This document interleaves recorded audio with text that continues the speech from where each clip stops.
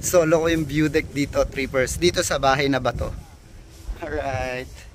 So, actually, ang dami nila kanina dito. Buti na lang.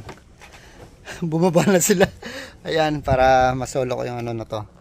View deck na to, trippers. Ito, ang ganda ng ano, view natin dito. Dati walang ganito to, yung bubong. Ngayon meron na kasi mainit nga dito. Ayan, dagat na yung view natin. So dati, nagtutulay-tulay pa tayo dito. Pero ngayon, hindi ko na magagawa. Ang ganda oh. Wow. Oh, ayan sila oh. Oh. Ganda rin oh. Astig.